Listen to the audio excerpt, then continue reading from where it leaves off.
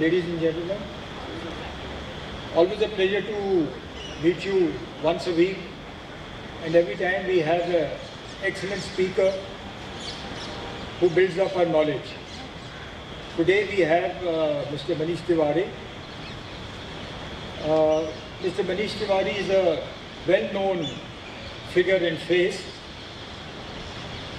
He was in the last Lok Sabha the Member of Parliament from Ludhiana, Punjab, and because of his personal abilities and his ability to connect with people and his knowledge, he was made the Minister for Information and Broadcasting. And I was just mentioning to him during the tea break that even I started watching Doordarshan after he had revamped it. He did exceedingly well there. He was not only the Minister for Information and Broadcasting, but he was a member of a large number of committees and groups of ministers and empowered groups of ministers. And it did an extremely good job there. He is also a lawyer in the Supreme Court, and he's going to talk to us about the new information order. Now, a lot of my friends have told me that, a long time has passed and have not come out with any anecdote for a long time. So I think it's a good idea to have an anecdote today about information and lawyers. Now it goes like this. Hurricane Katrina. So post Katrina, a lawyer in New Orleans, he wants to get a loan for his client. So what he does is that he makes out an application and he offers a collateral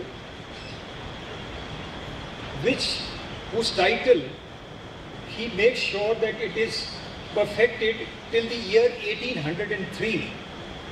Very satisfied, he sends it to the Federal Housing Agency and promptly gets a reply back from them. We have bureaucrats everywhere.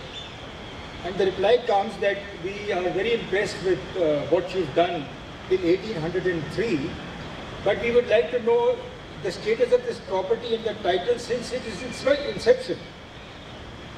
So an annoyed lawyer writes back to them and he says that it was my impression that in this country, the educated and the semi-educated, including those manning the federal housing offices, would know that it was in 1803 that the United States of America purchased New Orleans from the French. French obtained the title from the right of conquest from Spain. Spain acquired the title from the right of discovery from a seafaring captain called Christopher Columbus. And Christopher Columbus did so in the year 1492 when he stepped on the shores of America. And as you all know, his voyage was financed by the good Queen Isabella, the monarch and reigning princess of Spain, and she in turn had to sell her jewelry to finance that expedition.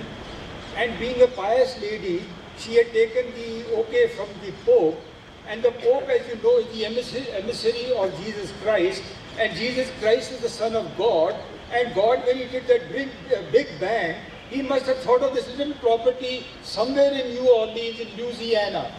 Now, for God's sake, and in the name of God, will you give us that damn loan? He got the loan.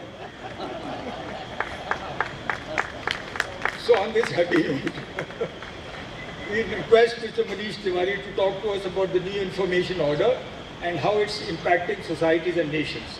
Manish, please.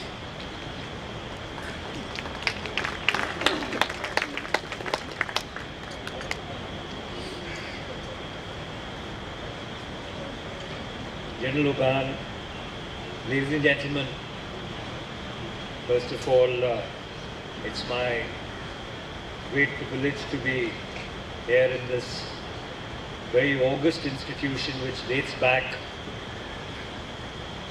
100 years, to share my thoughts with you today evening. My voice is sounding a little hoarse. It is because I've been in a slanging match for 2 hours, but I think all of you know who. When General Oban accosted me, if I can use that phraseology, in the bar one evening to come and talk to all of you, he set out a precondition. And the precondition was that it shouldn't be the usual stuff which you guys do. It should be something very non-controversial. Something extremely anodyne. So I applied myself to it, and I thought, what could be possibly the most non-controversial subject to speak about? And I came up with something as esoteric as the new information order and its impact on societies and nations. So therefore, if by the end of this talk you decide to doze off, you know whom to blame. It's not me.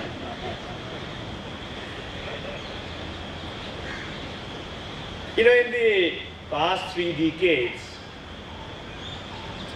India has witnessed 3 waves of evolution. From 1985 to 1995, the telecom revolution, which according to me came 40 years too late. As I remember in 1995, it was possibly still easier to walk from the Gymkhana Club to Defence Colony rather than get a phone call through. But be that as it may, in 1995, the mobiles hit us. And notwithstanding that they started off with 16 rupees 40 paisa a minute,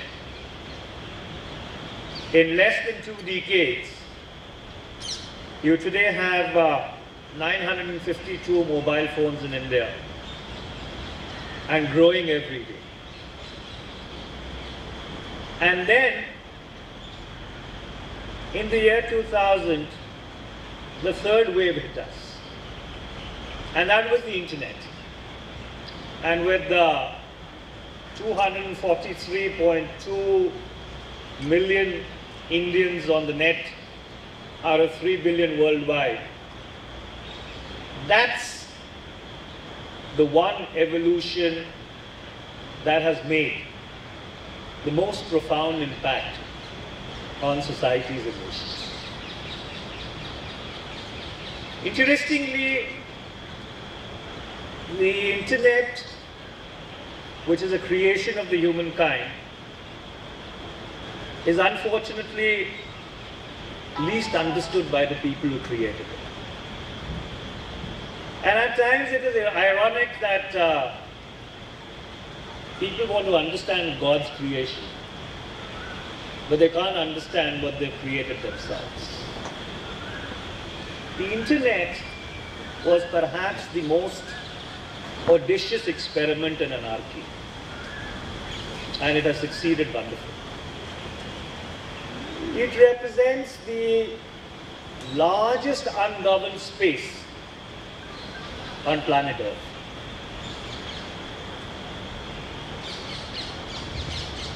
There is more power which is concurrently available on more fingertips around the world than possibly the human race has ever seen through its entire evolution.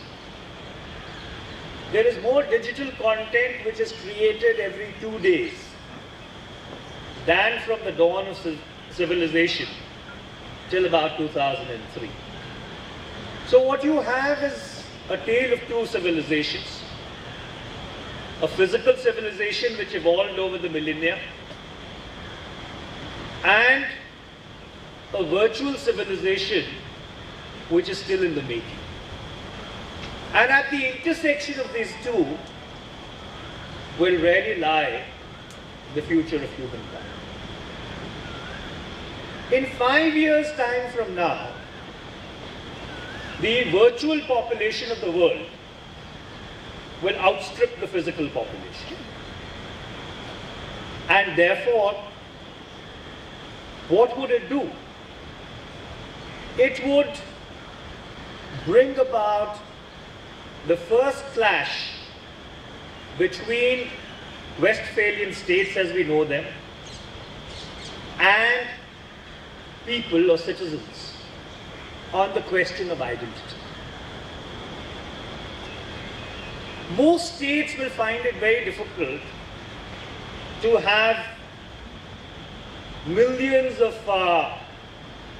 unknown, unnamed, untraceable, anonymous people in the virtual space who intervene every day into the physical world and then disappear without a trace.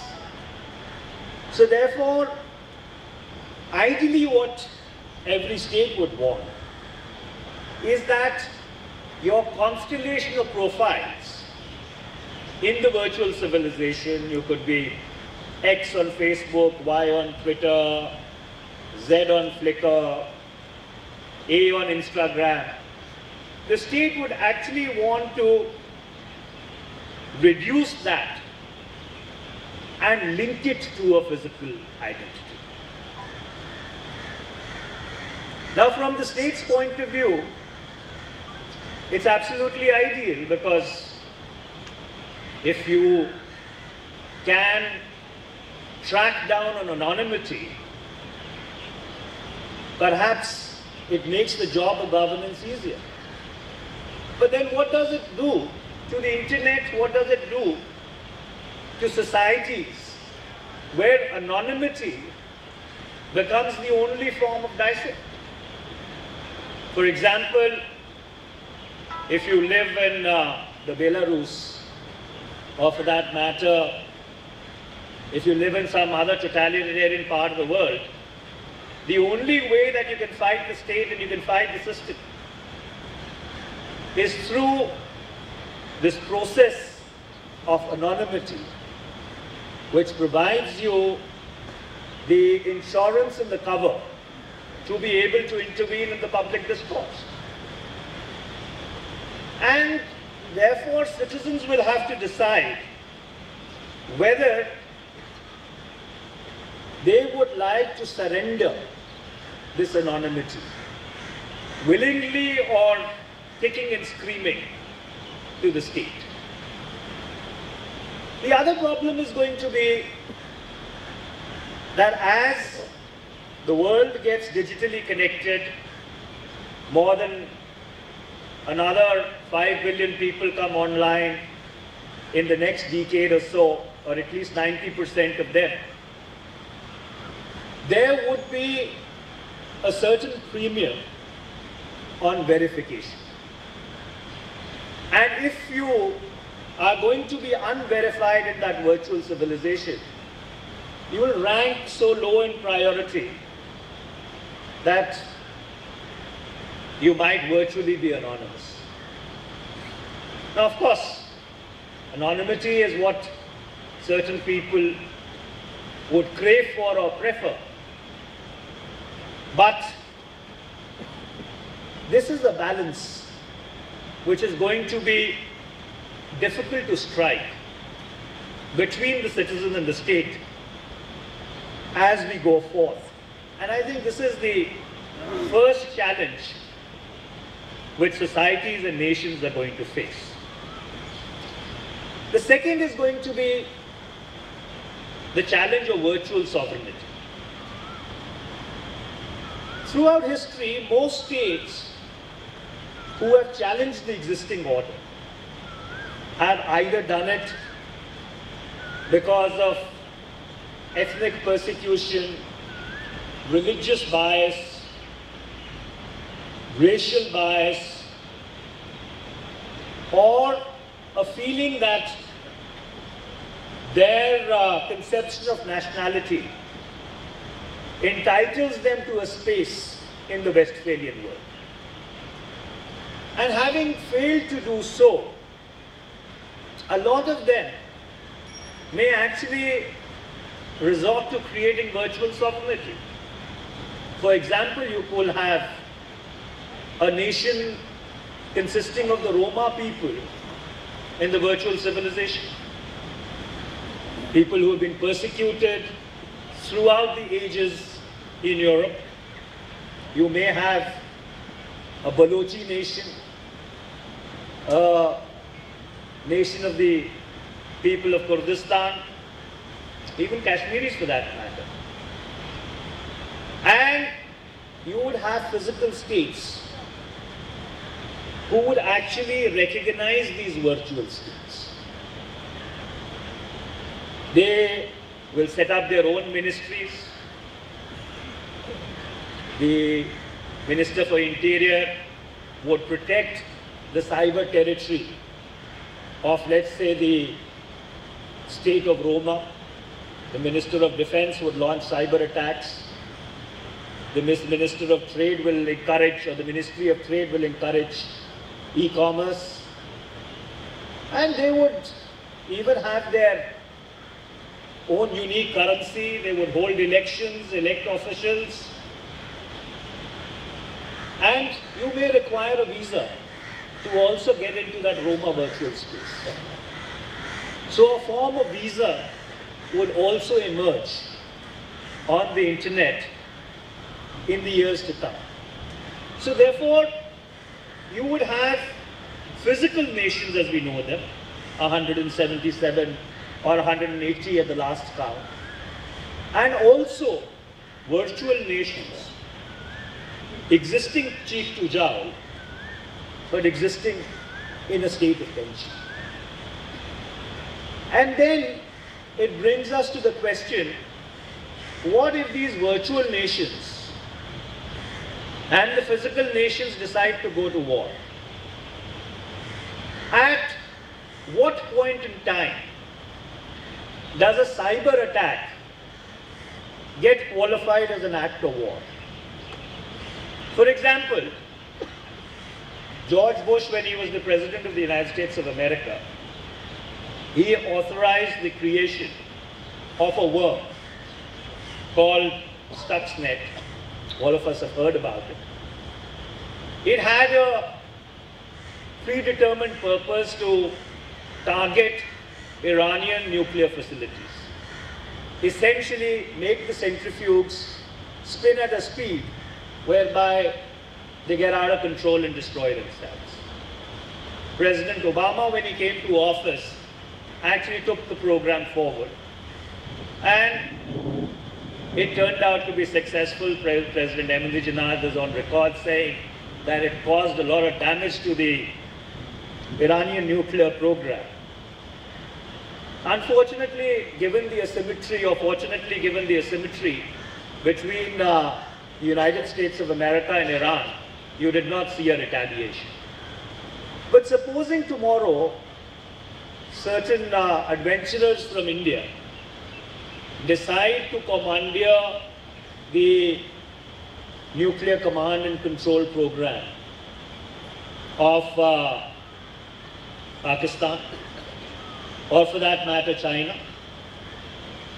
would then the Pakistanis or the Chinese be entitled to retaliate in the physical space? Suppose the Pakistanis were to, in some manner, take control of the Bhakra Dam, open its sluices, flood the whole of North India. Would then India be entitled to retaliate physically for that destruction? After all, it is a cyber attack, unattributable. In most cases, it cannot be traced.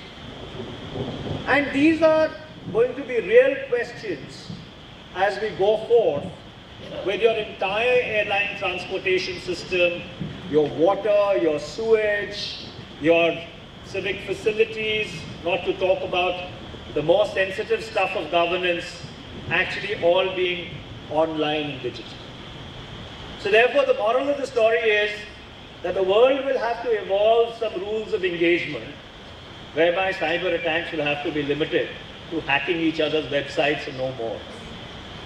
Because if you decide to cross that Rubicon, then there is, unfortunately, going to be hell to pay. Similarly, how is all this going to impact public protest? With the proliferation of the instruments of information dissemination, it has become very easy to now organize online. So therefore, communities which are organized online can also protest offline. But what will happen is that while public protest will grow, the outcome of those protests will become even less and less. And the reason for that is that leadership is not instant combustion. Leadership is something which gets evolved over a period of time. And we had our experience with that in 2012 when the protest or the outrage over the unfortunate assault on that brave young lady called Nirbhaya took place. You had this phenomenon of flash mobs, whereby without knowing or without informing the state or without informing the instrumentalities of the state, you would have people collecting instantaneously at Rashtrapati Bhavan or wherever, and then holding a spontaneous protest. However, it seemed that the agreement with the God is not working. So therefore, even if you look at the Egyptian or the classical example of online mobilization, the Arab Spring in Egypt's terms, while they were able to topple a government, they were not able to come out with an alternative paradigm. And that is why the Muslim Brotherhood, which was perhaps the most organized political force on the ground, was able to then come to office. But it was another matter that they could not sustain themselves.